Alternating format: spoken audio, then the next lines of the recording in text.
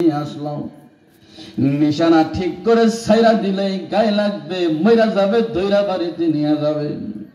এমন টাইমে হরিণী পিছির দিকে তাকাইয়া দেখে তীর তার বরাবর। হরিণী ভাইজান জাগাত আর থাকে নাই, দৌড় শুরু করলো। যেরকম সুবহানাল্লাহ। কি করছে? দৌড় শুরু করছে। হরিণীও দৌড়ায়, বাদশাও দৌড়ায়। বাদশাহ দাঁড়ায় গেলে হরিণীও দাঁড়ায় যায়। হরিণী মাঝে মধ্যে ঘাড় ফিরাইয়া যায়। এবার বাদশাহ দৌড়ায়, হরিণীও দৌড়ায়। বাদশাহ হয়রান হয়ে গেল। বাদশাহ দেখে বলে আর মারব না। হরিণীও দাঁড়াইয়া গেল, ঘাড় ফিরাইয়া দেখে বলেন বাদশাহ গো, আপনারা ইব্রাহিম ইবনে আদহাম কন্যা। সুবহানাল্লাহ। আপনার ইব্রাহিম ইবনে আদহাম। হরিণীর জবানে বাদশার নাম শুনে বাচ্চা থ দিয়া গেল, থমকে গেল। হায় হায়, জঙ্গলে হরিণী আমার নাম জানলো কি করে? কহ আমার নাম বাদশাহ ইব্রাহিম ইবনে আদহাম। হরিণী ডেকে এলো, বাদশাহ আমার বাচ্চা কাচ্চা আমার জন্য ওয়েট করতেছে। লম্বা ওয়াজ করবার টাইম আমার হাতের মধ্যে নাই। তবে আমি যাই, আমি আপনাকে একটা মেসেজ দিয়ে যাই, বাদশাহ এখনো সময় আছে, ঠিক হয়ে যান। ও আমার ভাইরা, ও আমার বাবাজিরা, বাদশাহ ডেকে বলে হরিণী রে, কিছুই তো বুঝলাম না। রাতে ওয়াজ করলো রাখাল, সকালে ওয়াজ করলো মুসাফির, বিকেল বেলা তুমি ওয়াজ করো আর কও বাচ্চা এখনো সময় আছে, ঠিক হয়ে যান।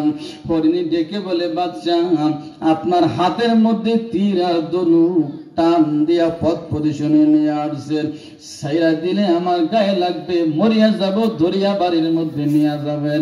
বাদশাহ আপনার কি জানা আছে আপনার জন্ম থেকে অর্ধ সময় পর্যন্ত আল্লাহ রাব্বুল আলামিন আপনার পিছনেও একজনকে দাঁড় করাইয়া দিছে, মালাকুল মাউত তীর ধরিয়া রাখছে। ওয়ার্ডার হইতে দেরি হবে, আপনার গায়ের মধ্যে লাগতে দেরি হবে না।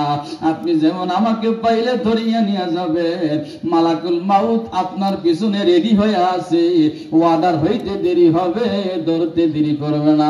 যেদিন আপনার গায়ে মালাকুল মৌতের তীর লাগিয়া যাবে, ওই দিন আপনাকে আর এই জগতে থাকতে দিবে না, অন্ধকার কবরে পুষাইয়া দিবে।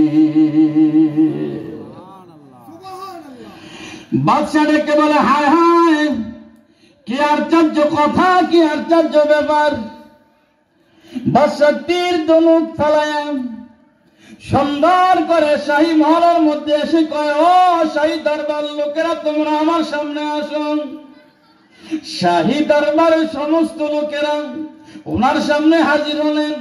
বাদশাহ ডেকে বলেন অত সময় থেকে এই নাও তোমাদের স্বর্ণের গুড়ি, তোমাদের রাজকীয় পোশাক, এই নাও আমার গলা থেকে স্বর্ণের হার, এই নাও দামি পোশাক, সব কিছু খুলিয়া বাবা সালার সব গাই দিয়া বের হয়ে যাইতেছে আর বলতেছে শানি দাস্তাম কে ইব্রাহিম আদহাম সবে বরতখত বাশওয়াদ খুদ তাগরাম আগার বরদম নয়া বম মন সতরা তো বরতখত নয়া বিহাম খুদারা।